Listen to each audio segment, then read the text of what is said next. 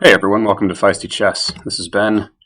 Play Milovan 1369 in a 10-5 game on leechess.org.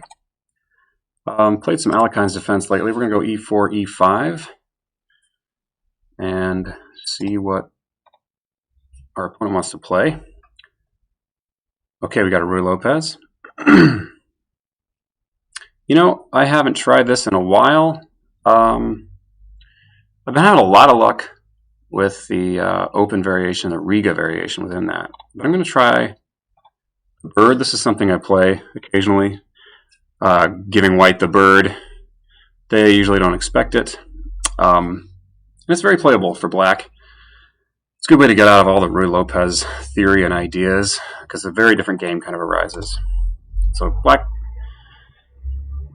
pretty much needs to take the knight on d4. And now this pawn looks like it may be overextended, maybe weak. But it's actually going to serve a useful purpose for us. Okay, and the usual plan is to hit this bishop right away with c6. White's gone with d3. White might be thinking we're going to get a knight moved here or maybe here to try to attack that pawn. The pawn can be protected pretty readily, though. And we're going to have a space advantage on the queen side. Okay. Sometimes the idea is just to go ahead with this push, d5, and taking those doubled pawns in the middle of the board. I think I'll consider that once I get castled. The nice thing is you can't play knight c3 to support that any further. So I'm going to go ahead and play bishop c5 just to get a defender on that pawn. And probably get moving with knight to e7. The knight's good on e7 because it can come back to c6 if and when I do push that d5 push. Also, if I go to f6, he can get e5 in with tempo against my knight. Okay. Been a few days kind of off chess here, so I hope my spider sense is still working. I hope my instincts are good. Went back home for Christmas, a really great Christmas with the family, and didn't worry about chess too much. So I could be playing d5 next move and just kind of keep my cards close to my chest as far as where the king's going. Or I could just castle immediately. If I were white here, I would look at maybe bishop g5.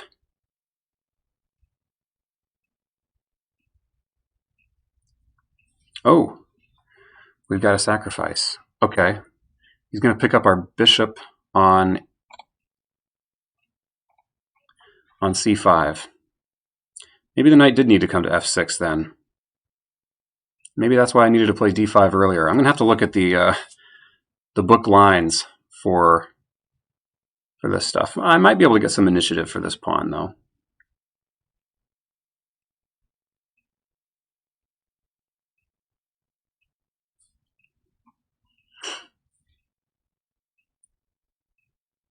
Problem is, it could be two pawns.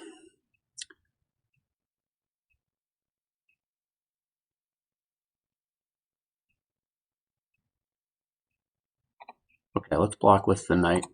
We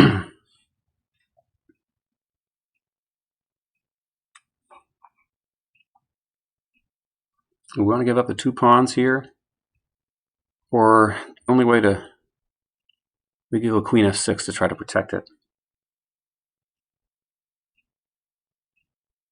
After queen f6, he's got bishop g5 is the problem. We've also got queen b6 to protect it, but then, of course, black can trade queens. But that activates my rook.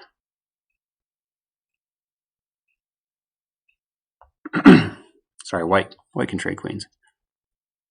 We could just play rook f8 and give up that center pawn. This kind of goes against the rules. I mean, I'm either losing a second pawn and keeping queens on the board, or trading queens and keeping that pawn for now. So I'm gonna trade the queens, activate that rook.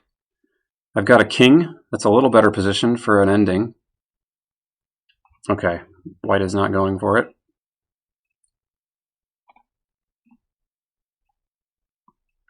Okay, maybe able to get d5 in with tempo then on the queen, or a rook f8.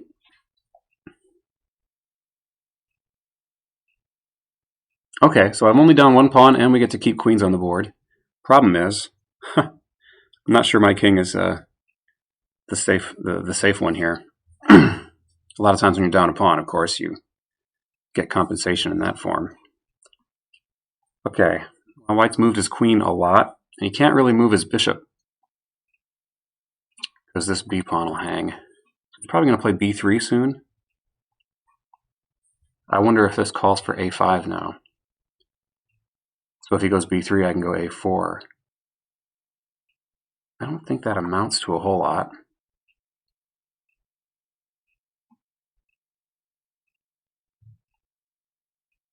d6 is a sensible looking move here just to get my bishop going.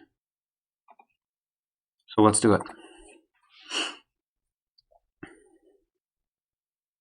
Maybe ideas of bishop e6 and to f7. Scare that queen away a little bit again. He's got f4 here. And then I need to do something about that knight.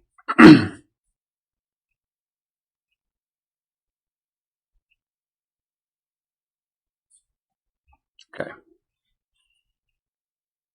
I think...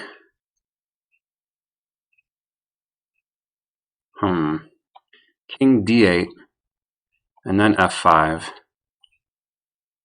Actually, hold on. King d8, queen g5 check. I guess then I've got knight e7, but queen takes here. I can maybe activate a rook, and I'm sacking two more pawns. Queen takes that.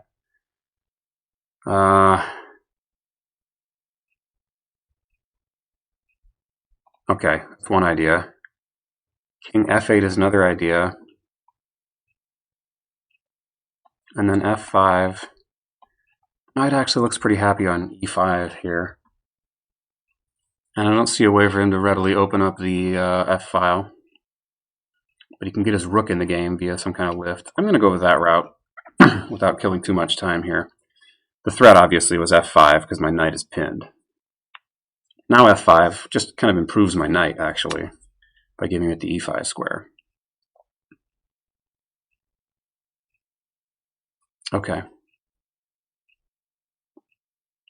Now bishop e6 is off limits though. I'd really like to play that here.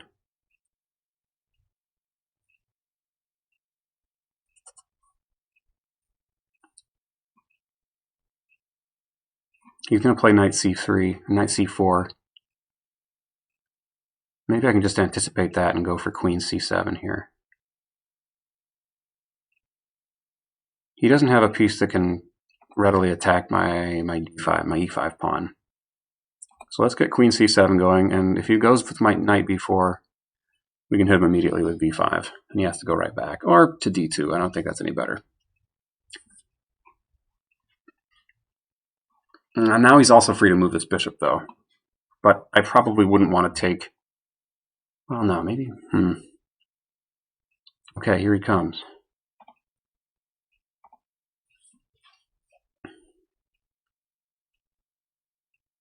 Okay, now maybe an idea with this bishop is to come here. The queen will chase away the queen with the tempo. Okay. Now I'm looking at ideas like queen, like bishop coming to g4 immediately.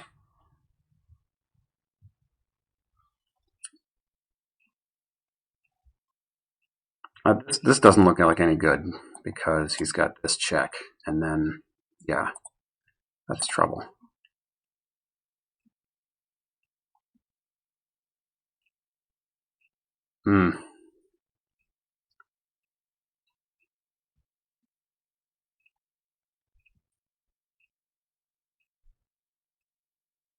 Things aren't looking real good here. I'm not gonna lie.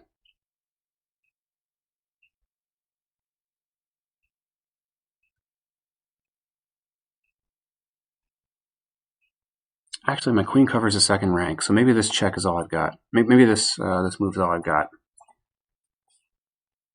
G6, queen here, and then king G8. My knight watches this. My knight can't land on that square.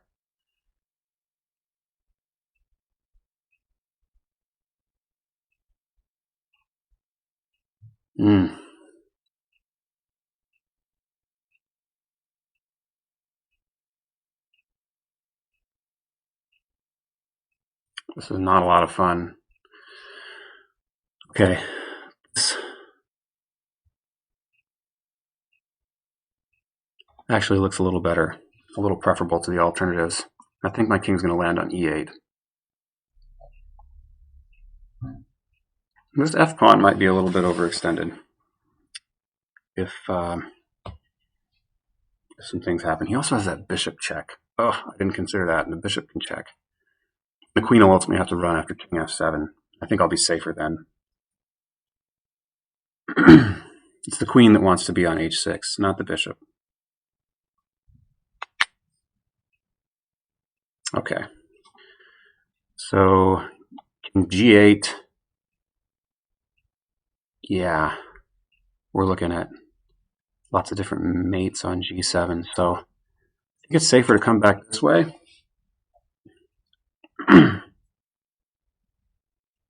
He could go for queen G7 right now,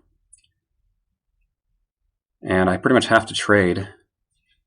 This is a very forcing move. No, I could go knight F7. That looks kind of shaky though.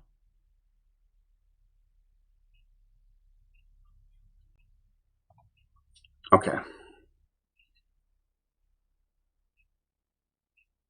I think I want to keep this knight in the game. Does it want to be on F7 or G4?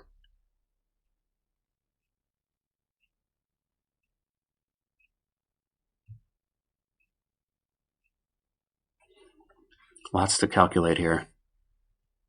Knight G4, queen G7. Queen takes G7, F takes G7, rook G8. Knight takes D6 check, king D7. I'm going to get that pawn back, but in the meantime, white has won a pawn. But you know what? We're going to an endgame, and I'm liking the looks of that rather than the complications of knight F7, queen G7. So the knight is protected on G4, and if he goes for the natural queen G7, my next moves are forced, and I can make them quickly, and we're going to a simpler position. Okay, but that's not happening here. I found a better move.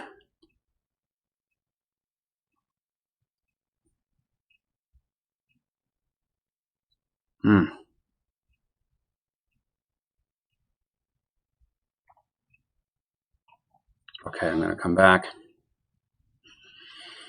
Getting low on time, so I can't afford to spend every move.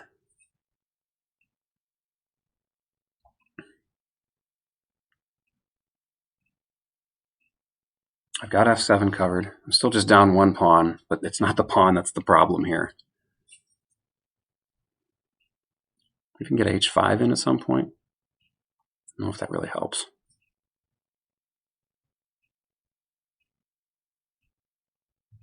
Actually, probably my main threat here is just to trade knights. Maybe that'll scare white away, or force him into this line. In which case, I've got a nice looking center, and my king safety problems seem to have been alleviated mostly. I'll have time to get bishop E6 in, and maybe plant the bishop on F7.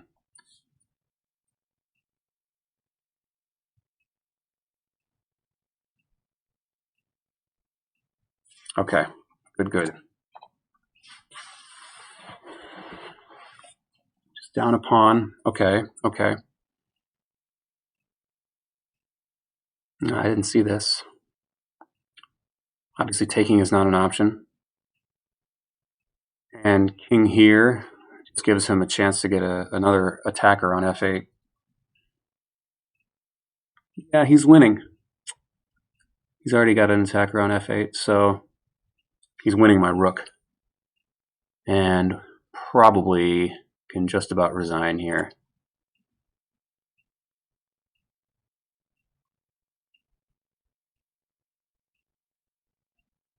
Hold on, I'm still attacking his queen.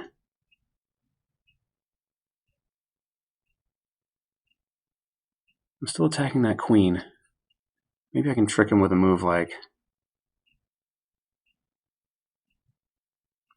this, in which case he'll need to promote to a knight to... Probably white will find it. If he goes queen g4, I actually slide my king over to e8 or e7, and I'm attacking his queen again. That's the only check he has, other than promoting to the knight. And if he promotes to a knight, looks like game over. Okay, that probably also works. Yeah. Okay, well, that was a desperate attempt. I'm going to go ahead and resign. The way the cookie crumbled today. Okay, let's look at it. Bird. Yep. Giving white the bird doesn't tend to pay off unless you know it. And I haven't played it in a while. And I think I should have gone for 5 immediately here. Let's look at the books. Let's turn on the opening book. Yeah, d5 is the main move. Bishop c5 is not played. Actually, that tactic is available immediately. Stockfish will tell us this quite quickly, I'm sure. Bishop takes f7. Yep, just wins a pawn and throws black's game into disarray. So bishop c5 was a big mistake. Very common tactic. You know, if I'd played the 2 knights, so I usually don't get my bishop to c5 in these open games. But if you do, you're very used to this idea. The bishop is unprotected, and if he's got a bishop on c4, there's often this pattern. If your knight isn't here protecting h5, there's this pattern, exactly what happened in the game. We just spent a move delaying it, but white did find it, grabbing that bishop. So, best move, and this is clearly an opening mistake. I'd like to play some more birds occasionally. But for the next time, let's remember this. Let's remember d5 is the move. You're accepting. I wonder about this knight f6 line. White can go for e5 immediately. Probably not that good, though.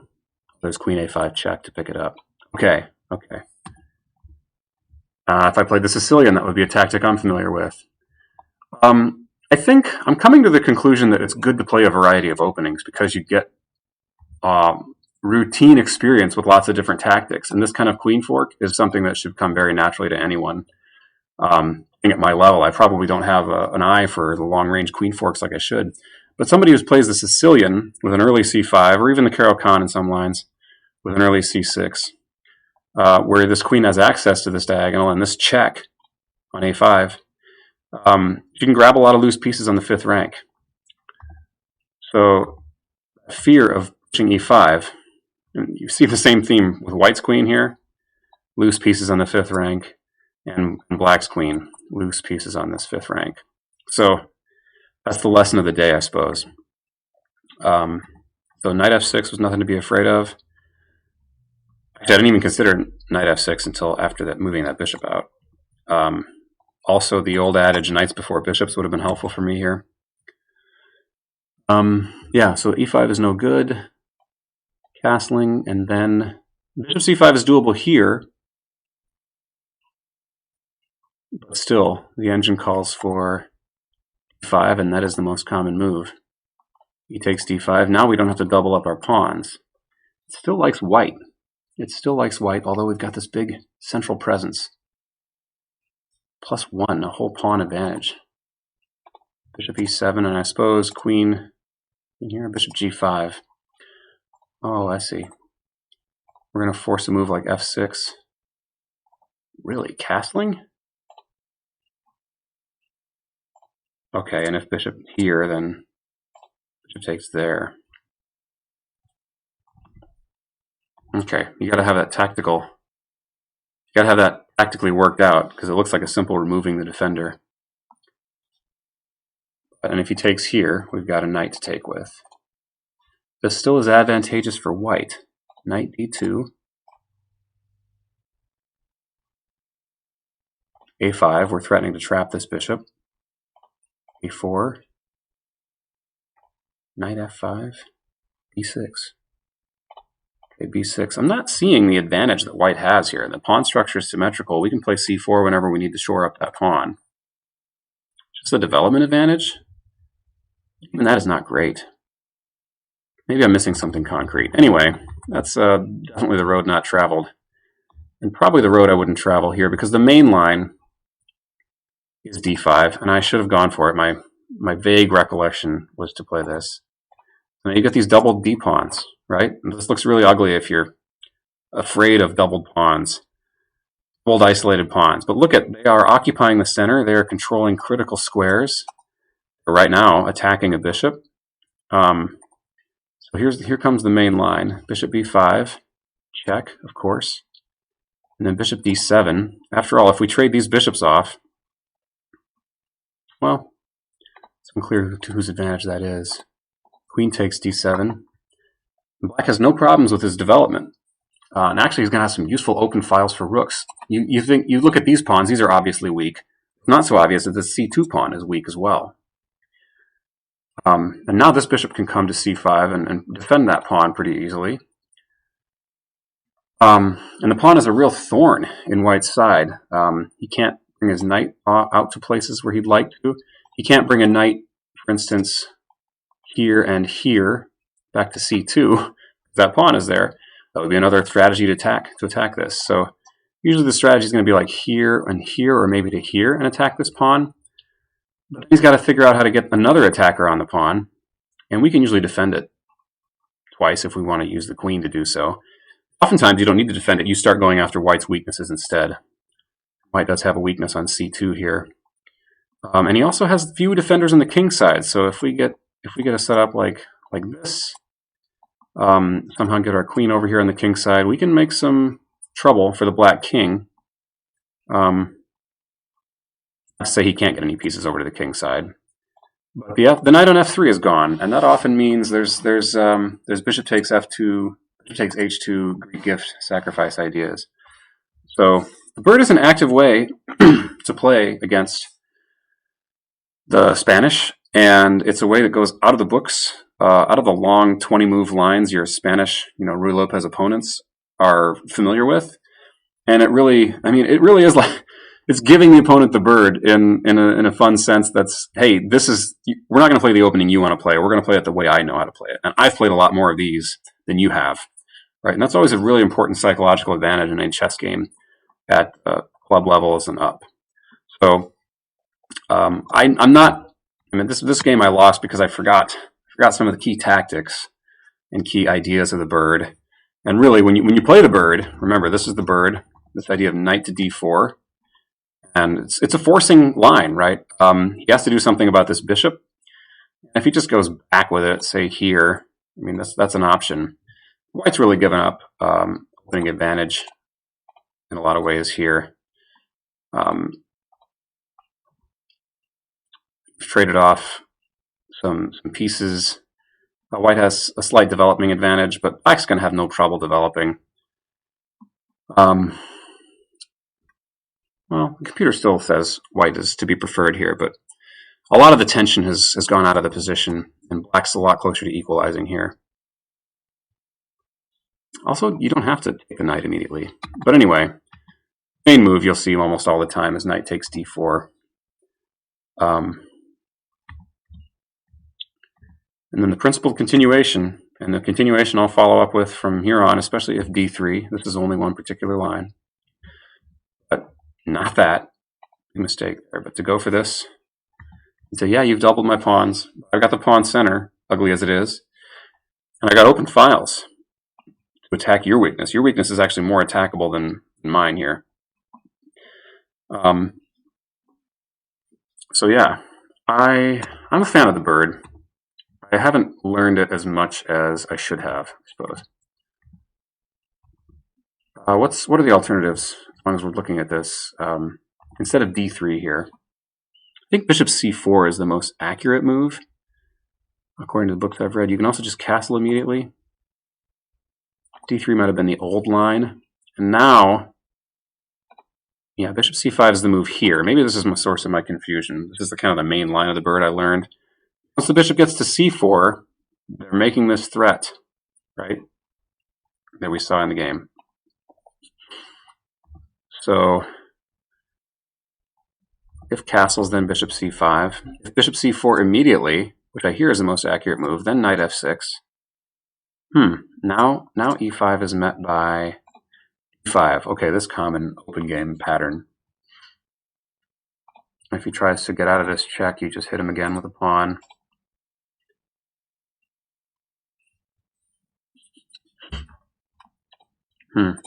It can look like, yeah, white can ruin our pawn structure. But we got the two bishops, and again, the central presence is not as weak as it looks, especially with the bishop already in place to guard that. Anyway, we missed some other tactical lines there, but I'm just looking at themes. Okay, well, it's come to it, and I have to finally look at the horrible mistake I made instead. Bishop c5. Okay, and I wasn't immediately punished. Should have been punished immediately for this. Should have gone with d5 right now. Even though it looks scarier now that white has already castled and has rook e1 at its disposal. But knight f6 also would have been playable here. Let me just check that. Knight d5. Bishop takes d5. Now we got triple pawns. That probably isn't as good. We got the two bishops. But is it worth it? I suppose we can untriple this pretty easily by just pushing here. And our king should be safe. Better than what happened in the game. Knight e7. And then, yeah, bishop takes. Check here. Knight g6. Queen takes. And the computer likes d5. Just say goodbye to that pawn. I was hoping for this. I'm down a pawn. I've got an active rook.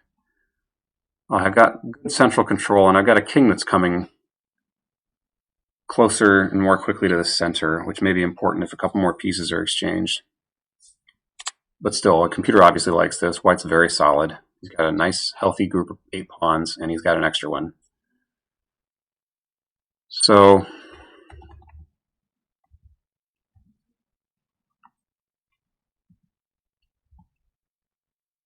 okay, king to g8 was the preferred move here. Everything's losing at this point. Yep, d6.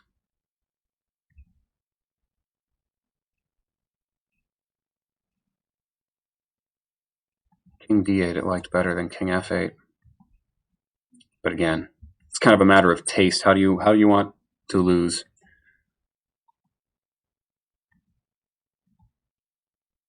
Yeah, it's a good move. White continued in a good way here. King to e8.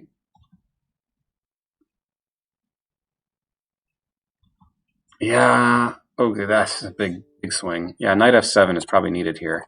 You just got to live with queen g7. Queen g7 is not even the best move. Huh. Now I can play b5 to kick this knight back. Bishop e6. This is much more tenacious defense. And I can get my king to d7 maybe, now that the knight is guarded, and swing a rook over. Push that queen back. Actually, that would trap the queen. King d7 threatens to trap the queen with rook a to g8. Oh wow. Knight d2. It says black has a big advantage after this. How is that? It's because the queen. There's no getting out. There's no getting out. You gotta go e5.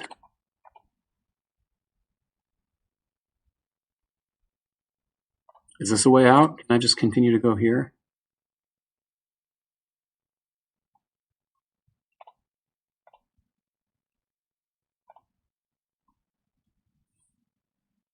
Just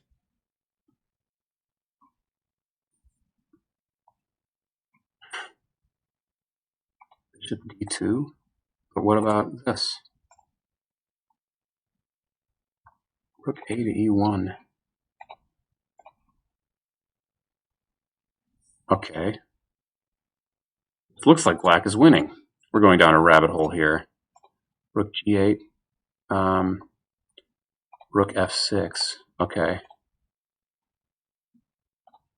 Knight d8. That seems to cover everything. Bishop a5. Rook takes g7. Okay, and he's winning a piece back.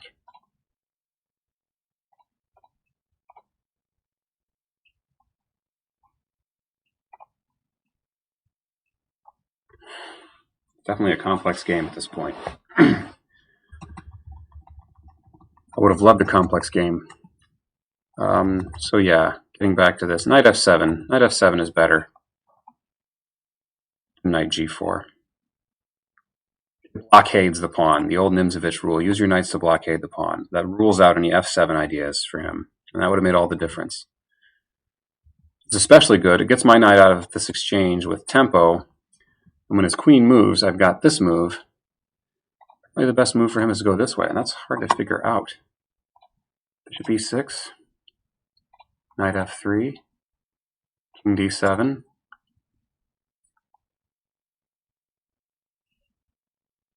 knight g5, and now